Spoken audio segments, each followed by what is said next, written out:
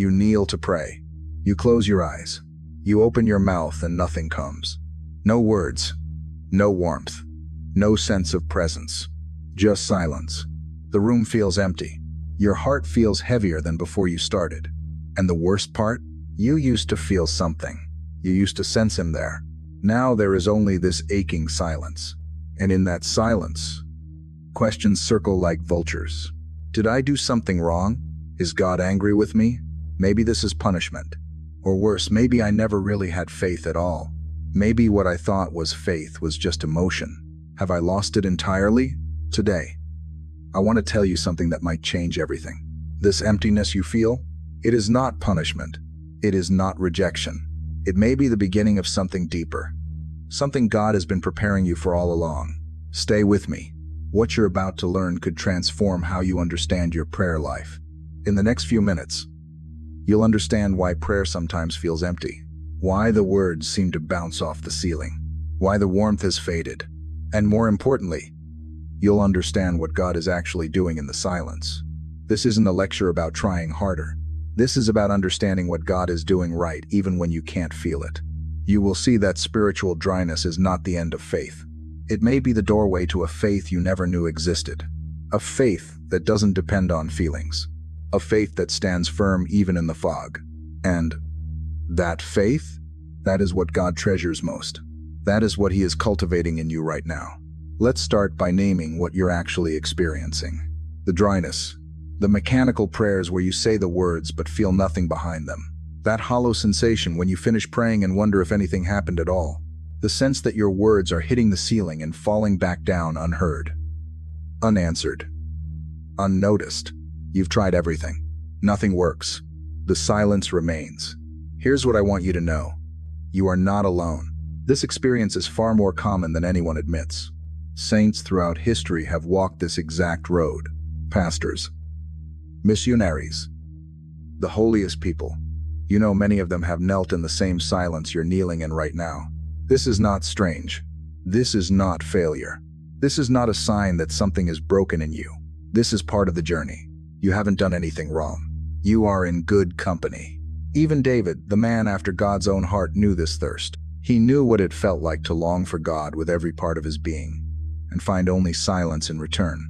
In Psalm Neliakumintakaksi, verses on and dos, he cries out with words that could have been written from your own heart. As the deer pants for streams of water, so my soul pants for you. My God, my soul thirsts for God, for the living God. When can I go and meet with God? Do you hear the desperation in those words? David is not singing from a place of abundance. He is crying from the depths of drought. He is longing, aching, reaching, and finding nothing but silence. He knows the dryness you're feeling. And yet God saw fit to put his cry in Scripture not as a warning, but as a comfort. Your thirst for God, even when he feels distant, even when prayer feels pointless, is proof that he has placed eternity in your heart. The very fact that you still want him is evidence that something real lives inside you. Here is something most people don't understand, something that changed my own perspective on prayer completely. And I pray it will change yours as well. When you first come to faith, God often gives you what we might call consolations. Feelings of warmth, tears of joy during worship, a sense of his presence so strong it almost overwhelms you. You feel him when you pray. You sense him when you read Scripture. Every verse seems to speak directly to your soul, as if God wrote it just for you. And that is beautiful. That is real. That is a genuine encounter with the living God. But here's what you need to understand. It's also like milk for a baby. When a mother nurses an infant, the baby doesn't love the mother just for who she is. The baby loves what the mother provides: the warmth, the nourishment, the comfort, the security. And for a season, that's exactly as it should be. That's how trust is built. But milk is not the destination. It is only the beginning. There comes a time in every child's life, and in every believer's journey, when the milk must stop, not because the parent has rejected the child, not because the relationship is broken, but because the child must learn to walk, because growth requires it. And that is exactly what God does with you. He removes the feelings. He withdraws the emotional warmth you once felt so intensely. Not because he is angry with you, not because you have failed him, but because he is growing you. He wants you to love him for who he is, not for what you feel when you pray. As Paul writes in 2 Corinthians chapter 5, verse 7, we walk by faith, not by sight. And I would add this, we also walk by faith, not by feeling. Faith that depends on emotional confirmation is still infant faith. It is milk faith. God is inviting you into something deeper, solid food faith. Battlefield faith. A faith that stands when everything else has fallen away. Isaiah speaks directly to those who walk in this kind of darkness. In chapter 50, verse 10, he writes words that feel like they were meant specifically for you. Who among you fears the Lord and obeys the word of his servant? Let the one who walks in the dark, who has no light, trust in the name of the Lord and rely on their God. Pay attention to what this verse describes. This is not someone who has wandered away from God. This is not someone living in rebellion. This is someone who fears the Lord, who obeys his word, and yet still walks in darkness, still has no light, still cannot see where they are going.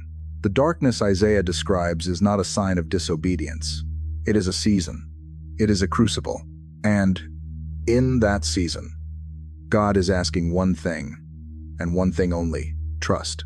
Not perfect understanding, not overflowing emotion. Just trust. When you cannot see, he asks you to believe he is still leading. When you cannot feel, he asks you to remember that his love has not dimmed. Walking by faith, not by sight. Walking toward a voice you can barely hear. Through a fog so thick you cannot see your own hands in front of your face. That is what God is cultivating in you right now.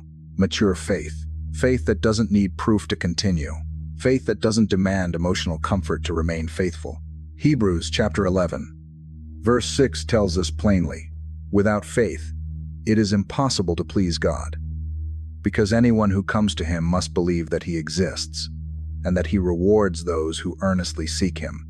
Notice the word believe, not feel, not see. Believe. You must believe. He exists, even when you don't feel his presence. You must believe he rewards seekers, even when the reward remains hidden. This is the faith of the spiritually mature. This is the faith of those who have been through the fire and come out refined. And God is growing this faith in you right now. In this very silence that feels so unbearable, every day you continue to seek him without feeling. You are building a faith that will never be shaken. Here is the truth that will reframe everything. Spiritual dryness is not God abandoning you. It is God inviting you into spiritual adulthood. He is moving you from dependence on emotion to dependence on truth. From milk to solid food. This is not rejection.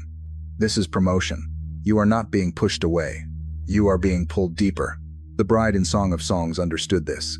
In chapter 3, verse 1, she says, "All night long on my bed, I looked for the one my heart loves.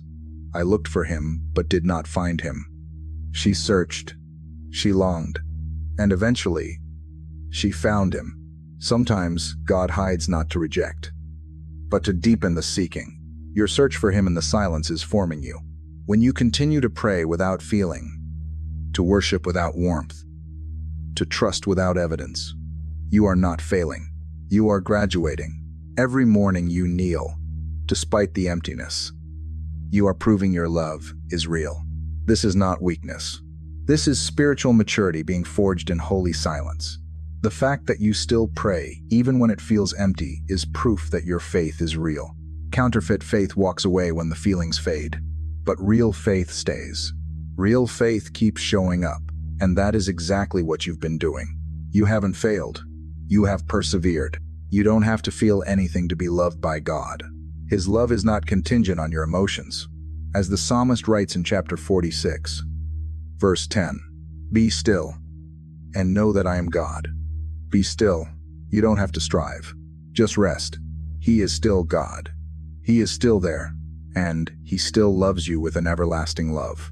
Keep praying. Keep showing up. Keep trusting. One day, the fog will lift. But even if this season stretches longer than you expected, He is still there. He is still working. As James reminds us, the testing of your faith produces perseverance. Let perseverance finish its work, so that you may be mature and complete. You are not empty. You are being filled with unshakable faith. And that is enough.